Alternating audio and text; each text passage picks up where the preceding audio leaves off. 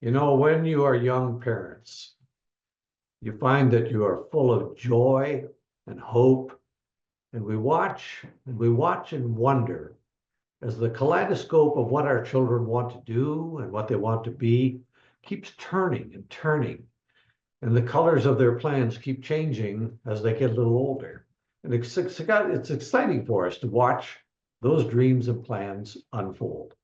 And one day, all of a sudden, it seems like that kaleidoscope of dreams about the future is shattered with the arrival of Duchenne muscular dystrophy. And then life changes. Our children are our pride and joy, and there isn't anything we wouldn't do for them. Our middle son, Jesse, was 5 years old when he was diagnosed with Duchenne, and that's when life began to change for our family. With time, and we all find a way to rally, we find the courage to move forward, doing everything we can to make life better for our children. Again, with time, we eventually get to look back just a little bit, and we realize that in a way, it's not about what has happened to us. It's about how we react to what has happened to us. When Jesse was 15 years old, he and I set out to make a difference for all the young boys and young men, and in some cases, young girls and young women with Duchenne. We made a commitment, knowing that we were in this venture for the long haul,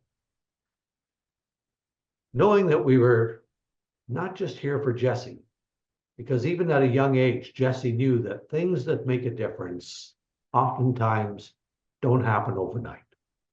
In our early days on the road, we were pretty much making things up as we went, I must confess. But very quickly, the project that became known as Jesse's Journey became a well-oiled machine as we were crossing Ontario, a father and son, completing 30 kilometers each and every day. After 5 months where Jesse never saw one day of the summer holidays the way that other kids saw the summer, Jesse's Journey was ready to start funding research on a different road, this time the road to a cure. My walk across Canada, which followed that original wheelchair push 30 years ago, moved us to an even higher position to fund research. And as more and more investigators enter the field, applications for research funding began to arrive not just from across Canada, but from other countries as well. All because of what a young boy on a mission set out to do 30 years ago. Jesse didn't live to see our dream fulfilled, but his legacy lives on. And so to honor Jesse for all that he did for others, this spring, I'm going to take to the road and pay tribute to Jesse for what he did 30 years ago and to celebrate the amazing journey that started us down the long, long research road en route to a cure. I may not be as young as I was 30 years ago, but on June 10th of this year, I'm going to repeat one of the 30-kilometer long segments of highway that Jesse and I covered in the summer of 1995. Back then, it was 30 kilometers a day for each and every day for 124 days.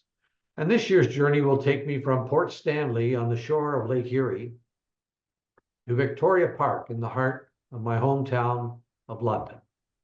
The goal of this tribute walk is to celebrate a major milestone, as this year we will commit our $20 million to research since I pushed Jesse across Ontario in his wheelchair. The plans for this walk are continuing to unfold. I'm very excited.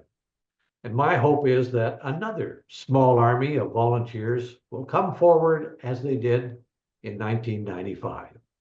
Thank you, and I hope I can serve you well and make you proud to be a part of what is now Defeat Duchenne Canada, and to make a difference for all those boys who are just like Jesse.